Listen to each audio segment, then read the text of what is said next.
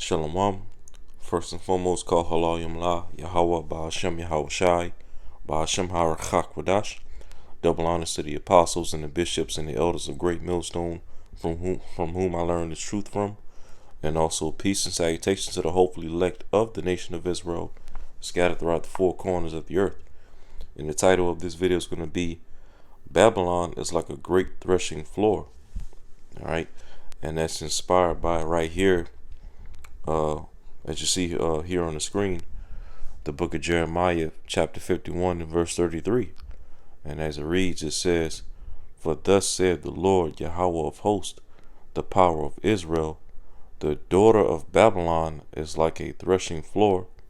Alright, the daughter of Babylon is like a threshing floor. Because in this chapter, as well as the previous chapter, these two chapters, Jeremiah chapters 50 and 51, isn't prophesying about the judgment and the destruction upon ancient Babylon, during the time of Nebuchadnezzar and Belshazzar. Alright, it's not prophesying about the judgment and the destruction, upon ancient Babylon. The Babylon that's prophesied in these two chapters is referring to a future Babylon, Babylon the Great, which is America. Alright, and as we see right here in Jeremiah 51 and verse 33, it calls it the daughter of Babylon. Alright, which when you look up this word daughter in the blue letter, alright, the daughter of Babylon, why does it call America, as we understand this, we the hopeful elect of the nation of Israel, as we understand this to ultimately be talking about America, why is it called right here the daughter of Babylon? Alright, this word daughter is Strong's H1323, says Bath, and it goes into daughter, alright, girl, daughter-in-law, granddaughters, female child, alright. But then it goes into as well, it says as designation of woman of a particular place, and then it says as personification, daughter villages, and then it says description of character. See that? Description of character, personification, and matter of fact, let's look up this word personification. Alright, so let's see, the word personification from Oxford Dictionary of English, it says the attribution of a personal nature or human characteristics to something non-human, or the representation of an abstract quality in human form. And then it says definition number 2, a figure intended to represent an abstract quality. See that? So basically personification just basically means to to represent something, to basically represent the characteristics or the image of something, and that's why America, Babylon the Great, is referred to in prophecy as a daughter of Babylon, because when you look at so-called American culture and customs that goes on in this place, it all, a lot of it is all rooted in ancient Babylon, ancient Sumerian cultures, and witchcraft and whatnot. You have Queen of Heaven worship heavy in Babylon the Great, America, where they basically elevate the woman over the man in a lot of cases. Alright, people celebrate Christmas over here in America, which Christmas goes back to ancient Sumeria. Alright, what else? Even the way America measures a circle. A circle is 360 degrees. Well, guess what? That all goes back to ancient Babylon and ancient Sumeria. And even dealing with time, the way 1 minute equals 60 seconds and 1 hour equals 60 minutes and things like that. Well, a lot of that goes back to ancient Samaria as well. You know, so a lot of things, the cultures and the witchcraft and the pseudoscience and whatnot that was going on back in ancient Babel. All right, ancient Samaria, ancient Babel, as well as ancient Babylon, is all repackaged again today here in Babylon the Great, America. All right, the daughter of Babylon. Okay, so America is the personification of ancient Babel, ancient Babylon, which, by the way, Babel in the Hebrew, Babal, means confusion. And that's another thing. That's another way of how America personifies, ancient Babylon as well. All the confusion that goes on in this place, through all the different idol worship that goes on here in this country. People are allowed to come here and from different religions, different cultures, different, backgrounds and worship their cultures and their religions all in this place. Okay. You got, multitudes of heathen all, joined up in this place. Just as it was back in ancient Babel. Okay. And it just ended up in a big ball of confusion. All right. And as a matter of fact, because speaking of the daughter of Babylon, right? Well, in the book of Psalms, what nation of people is also referred to as, daughter of Babel or Babylon. Okay? This is Psalms chapter 137, and this is a psalm by King David. Okay? Psalms 137 and verse 7, he says, "Remember, O Lord Yahweh, the children of Edom." Okay, the children of Edom in the day of Jerusalem, who said, race it, even to the foundation thereof. And this is twofold because, when you go into the time of, into the history of, when Nebuchadnezzar took down the first temple, okay, and then, eventually took down Judah, Benjamin, and Levi and brought us into captivity in ancient Babylon. When you go into the history of when the Babylonians sacked the first temple, one of the nations that was at the forefront of aiding them was the Esau Edom. Esau Edom played a major hand in helping the Babylonians sack that first temple. Okay, cut off our sacrifice, cut off our access to Yahweh Shemashai, cut off the priesthood at that time. Because that's what the temple represented back in ancient times. Our access, our priesthood, our sacrifice to Yahweh Shemashai. Well, when Nebuchadnezzar and the ancient Babylonians came and sacked the first temple, okay, when you go into different research and history, Esau Edom was at the forefront of aiding them. All right, and likewise, years later on down in history, okay, when Esau Edom was in power as the ancient Roman, Western Roman Empire, okay. What did Esau Edom via ancient Rome do in 70 AD? Sacked the second temple, okay, and ran many of our forefathers out of the land of Israel at that time. Many of our forefathers were carried into captivity in ancient Rome as captives, okay, thrown into the Colosseum in these gladiatorial events, to be eaten by, lions and tigers and wild animals for entertainment, okay. Many of our forefathers were slaughtered in the land of Israel, in Jerusalem, during the Roman, okay, so-called Jewish wars, as the historians will call it. And then many of our forefathers were forced to flee into parts of Africa as well, mainly West Africa. Okay, so 2 times did Esau Edom in the day of Jerusalem when he came and sacked our first 2 temples. They said, what? Raise it, even to the foundation thereof.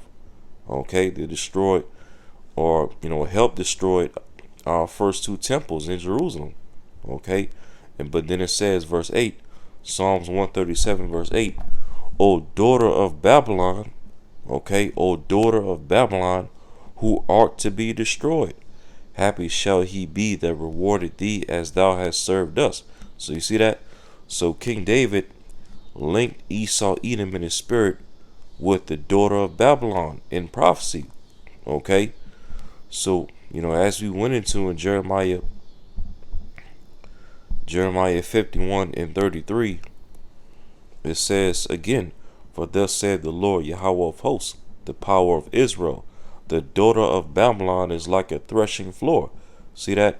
So the judgment upon, all right, Babylon the Great, the daughter of Babylon, America, is also synonymous with the judgment upon Esau, Edom, as we just read in Psalms 137. Esau, our forefather King David, referred to Esau, Edom as a daughter of Babylon. Okay, so showing you, just another angle showing that Esau, Edom, the biblical nation of Esau, Edom, will be the nation ruling over Babylon the Great in these latter days. Okay, the daughter of Babylon. But it says, Jeremiah 51 and 33 again, for thus saith the Lord Yahweh of hosts, the power of Israel, the daughter of Babylon is like a threshing floor. It is time to thresh her. Yet a little while, and the time of her harvest shall come. Okay, so this, basically Jeremiah prophesying of the threshing of the daughter of Babylon, Babylon the Great, America, which again is also synonymous with the threshing of Esau, Edom, the judgment upon Esau, Edom, who rules over Babylon the Great in these outer days.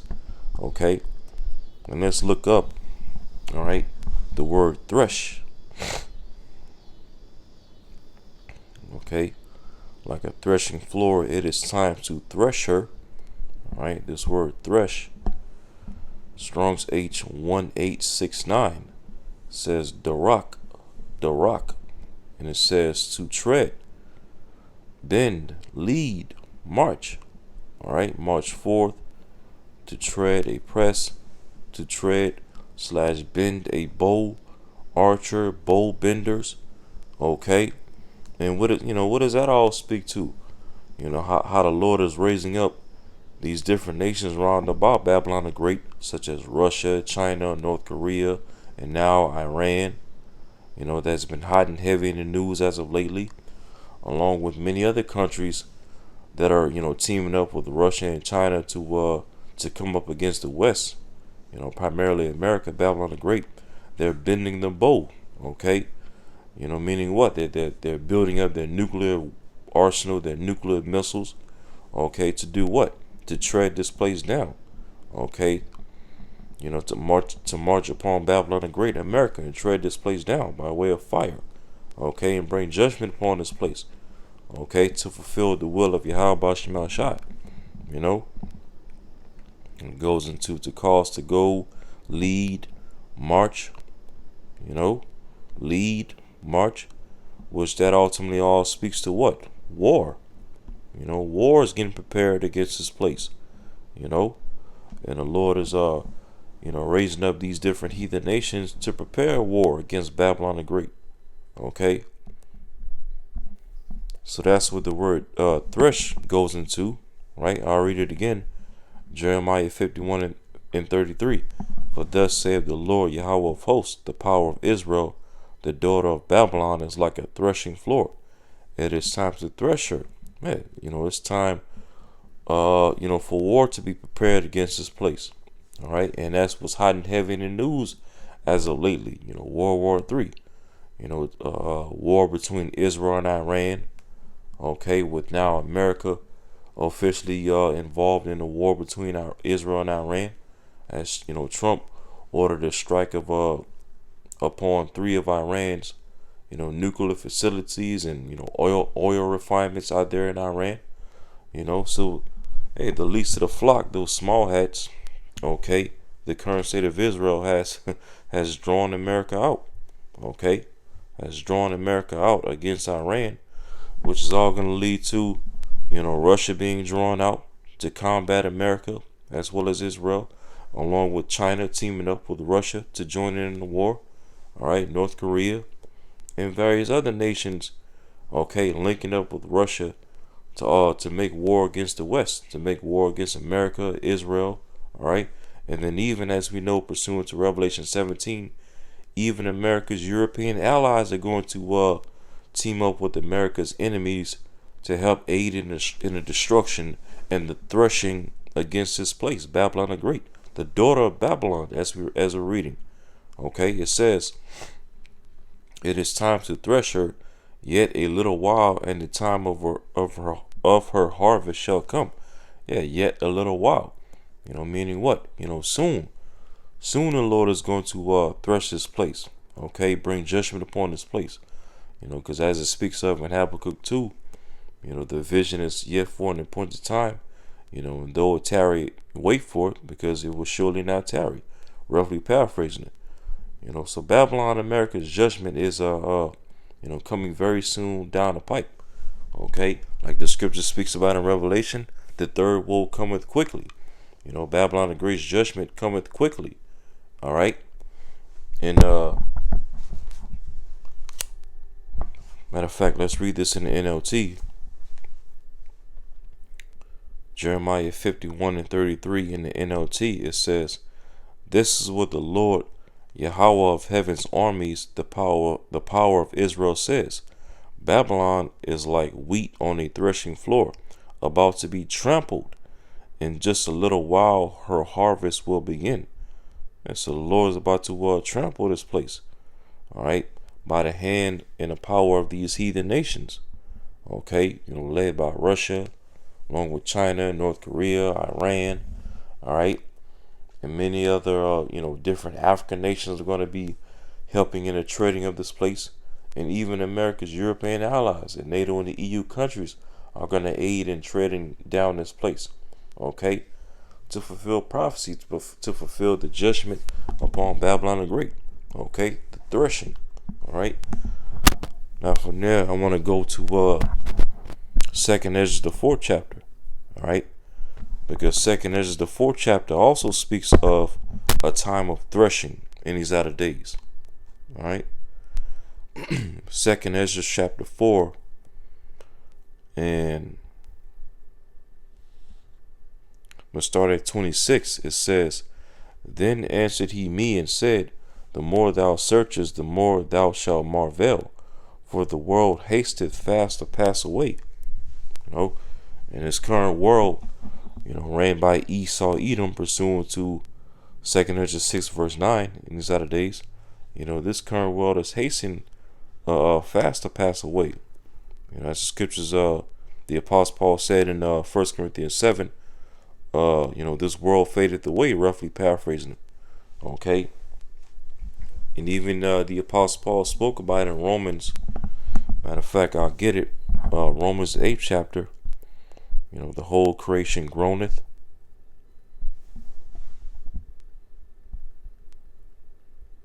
Let's see.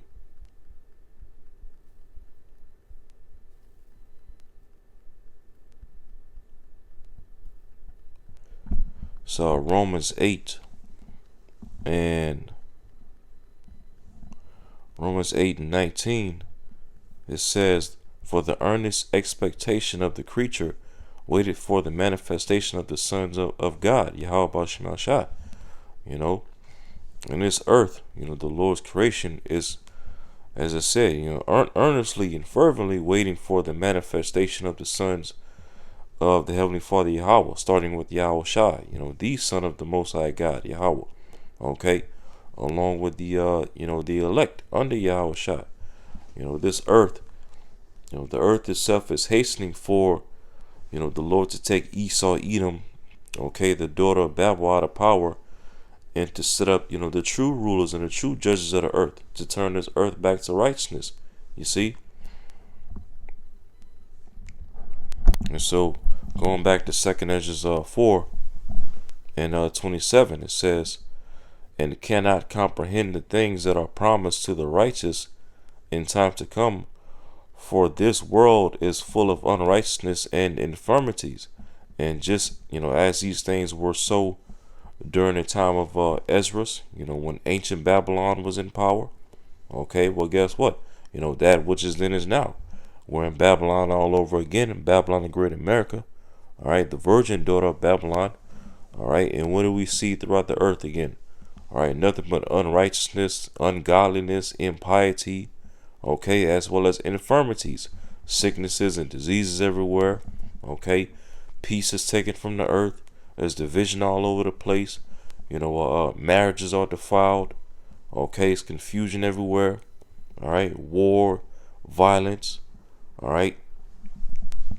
And it's all because of, Esau being in rulership, the wicked, you see, ruling the earth by way of the sword. All types of violence, war, unrighteousness, confusion, pseudoscience. All right. This world is full of unrighteousness and infirmities. It says, verse 28, but as concerning the things whereof thou askest me, I will tell thee, for the evil is sown, but the destruction thereof is not yet come. Yeah, evil is sown in this earth. Okay, starting primarily here in Babylon the Great America. The most evilest, country to ever, rule throughout the earth's history. All right, the evil is sown throughout this place, and as well throughout the four corners of the earth as well. But Babylon the Great America is at the forefront of all this evil that's going on in the world. All right, the evil is sown, but the destruction thereof is not yet come. Okay, the nuclear destruction by way of fire, is not yet come. Okay, but it hasteneth. All right, the harvest of this place, Babylon the Great, is ready for the taking. These wicked, ungodly people throughout Babylon. Okay, these Edomites, these heathen, wiggling around this place. All right, even the 2/3 of our people, wiggling around this place, all on social media, doing all this wickedness, talking crap against the Israelite, this whole Israelite ministry as a whole. All right, destruction is getting ready to come to this place because of all the wickedness and witchcrafts and whoredoms and pseudoscience and just all out, ungodliness that's going on in this place. That's at the forefront of all this evil that's sown into the earth. Babylon the Great. It says, verse 29, if therefore that which is sown be not turned upside down, and if the place where the evil is sown is not passed away. Okay, and what is the place where the evil is sown in these outer days? Babylon the Great America, the daughter of Babylon. All right, it says again, and if the place where the evil is sown pass not away. All right, meaning what? If this place doesn't get destroyed, basically, it says, then cannot it come that is sown with good. And what is the it that's going to come that's sown with good? The kingdom of heaven. So basically, the angel is telling Ezra right here that, basically, if Babylon the Great that's going to come into power in these outer days, doesn't pass away by way of great judgments, nuclear destruction, World War III, all right, then the kingdom of heaven can't come, all right, if this place isn't destroyed, the place where the evil is sown, America, Babylon the Great, okay, so showing you that, hey, before the kingdom of heaven is established, all right, on earth, okay, Babylon the Great, America must be destroyed, all right, by the will of Yahweh Ba'al Shai, all right, the Heavenly Father through His begotten Son, So it says, verse 30, for the grain of evil seed hath been sown in the heart of Adam from the beginning, and how much ungodliness hath it brought forth up unto this time, and how much shall it yet bring forth until the time of threshing come? See that? So here we see that word again, threshing. Okay, how much shall it yet bring forth until the time of threshing come? And we just read in Jeremiah 51:33, okay, when the time of threshing is going to come, when the daughter of Babylon the Great America, is going to be judged and destroyed. Okay, that's when the time of threshing is going to come. You see, and we the hopeful elect, starting with the apostles and elders and bishops of Great Millstone, down to the least of us that are of the hopeful elect. That's why, we sigh and cry and pray to Yahweh Shema Shai, each and every day, for America to be threshed down and trampled down, because what? That's the only way that, that's the only, way that the kingdom of heaven is going to be established on the earth. Okay, matter of fact, going back to verse 29 in this chapter again, 2nd Ezra 4, verse 29. If therefore that which is sown be not turned upside down, and if the place where the evil is sown, America, pass not away, okay, by way of judgment, nuclear destruction in World War III, okay, then cannot it come that is sown with good. Then cannot the kingdom come, all right, unless America, Babylon the Great, passes away by way of destruction, judgment, okay, World War III. And that's why, again, we the hopeful elect, we're so, fervent upon the Lord, coming back and destroying this place, so that, the sooner this place is destroyed, the sooner the kingdom of heaven can be established. You see, a righteous government under Yahweh Shai, pretty much as it went into in verse 30, the time of threshing is going to come, okay, at the destruction of Babylon the Great, America, the daughter of Babylon, all right. Let's go to Habakkuk 3, Habakkuk 3rd chapter, okay, because the prophet Habakkuk also spoke about threshing, okay, which, when you go into the history of the prophet Habakkuk, Habakkuk was a prophet during the time when ancient Babylon was in rulership, okay. So as he goes into right here in Habakkuk the 3rd chapter, Habakkuk 3, and I'll just go straight to the point, verse 12, it says, "Thou didst march through the land in indignation. Thou didst thresh the heathen in anger." Okay, thou didst march through the land in indignation. Okay, and ultimately, what land is Habakkuk talking about? Babylon the Great, America. Okay, not the ancient Babylon that was around during his time, but rather in spirit he's prophesying about the destruction of the future Babylon, Babylon the Great, America, right? The daughter of Babylon. Okay, he's prophesying of the Lord Yahweh Shai, okay, Yahweh Shai, marching through this land, America, okay, by way of what? The chariots, along with the fleet of the holy angels, is going to be backing him up upon his return. Okay, he's prophesying of the vision of Yahweh Shai and the angels, okay, marching through Babylon the Great, basically cracking the clouds, okay, and bringing indignation upon America, all right, which indignation goes into what? A righteous anger or justified anger, okay. And then he says, "Thou didst thresh the heathen in anger," all right. And let's look up the word thresh in this verse. All right, the word thresh says Strong's H1758 says dawash, and it says to tread out, thresh, to tread on, trample, to be trampled down. Okay.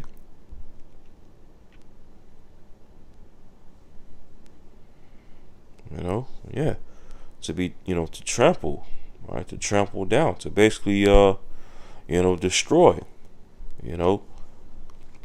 and not only are the nuclear missiles going to be used to destroy this place, America, Babylon the Great, but also Yahweh Shai and the holy angels via the chariots are going to aid in destroying this place as well by way of fire, the fire from the chariots of the Yahweh Shai and the angels. Okay, that's also going to be a major part of this place being trampled down or threshed down, as it says again, Habakkuk 3. Because pretty much when you read in this chapter, which I'm not going to go into it, but pretty much when you read throughout Habakkuk 3, Habakkuk the 3rd chapter, Habakkuk was seeing a vision basically of Yahweh Shai coming back in the chariots and pretty much bringing destruction. So much destruction, all right, by way of fire, to where Habakkuk asked the Lord in verse 8 in this chapter, Habakkuk 3 verse 8, he says, "Was the Lord displeased against the rivers? Was thine anger against the rivers? Was thy wrath against the sea, that thou didst ride upon thy horses and thy chariots of salvation?" You see that? So as Habakkuk is seeing the vision of Yahweh Shai and the angels bringing destruction by way of the chariots upon Babylon the Great, America, he's basically asking, like, damn, was the Lord angry against the rivers too? Was he angry against the sea? Riding upon his horses, which is what? The chariots, so-called UFOs, which he also refers to in the same verse as the chariots of salvation. Okay, because as Yahweh and the angels are going to be, using the chariots to bring forth destruction. Okay, Yahweh and the angels are also going to be using the chariots to also as well bring forth salvation to the elect out of Babylon the Great America, as well as wherever else the elect are scattered at throughout the four corners of the earth. Okay, so the chariots of Yahweh and the holy angels are going to be doing dual jobs. Okay, bringing forth destruction as well as bringing forth salvation upon the Lord's elect. Lord will not be of that number, And so as it reads again in verse 12 in the chapter, Habakkuk 3 verse 12, thou didst march through the land in indignation, thou didst thresh the heathen in anger. Okay, and the main heathen that Yahweh and the angels are going to be threshing in anger is Esau, Edom, the tabernacles of Edom. Okay, the daughter of Babylon who rules over the daughter of Babylon, Babylon the Great. You see, matter of fact, and I'll read verse 13. It says, thou wentest forth for the salvation of thy people, even for salvation with thine anointed. Okay, Yahweh Shai, Hamashiach.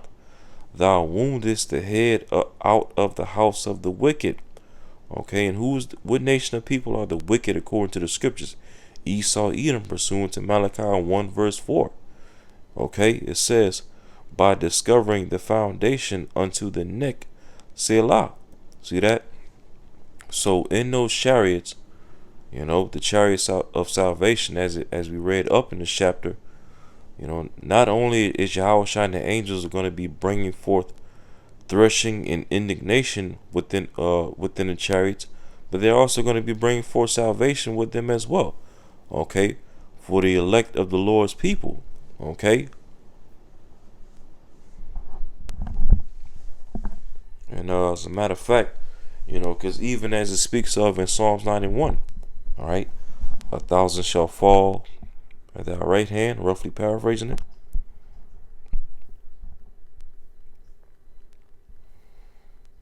All right, Psalms 91.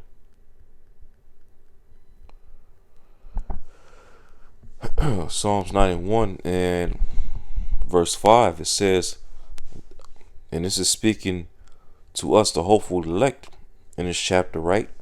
Psalms 91 verse 5, thou shalt not be afraid for the terror by night, nor for the arrow that flieth by day. And the arrow that flieth by day is ultimately speaking of what? The nuclear missiles, right? The hypersonic missiles, ICBM missiles, right? That's going to be shot off from these different nations during World War III. All right, it says, verse 6, nor for the pestilence that walketh in darkness, nor for the destruction that wasteth at noonday. Okay, and what is the destruction that's going to waste at noonday?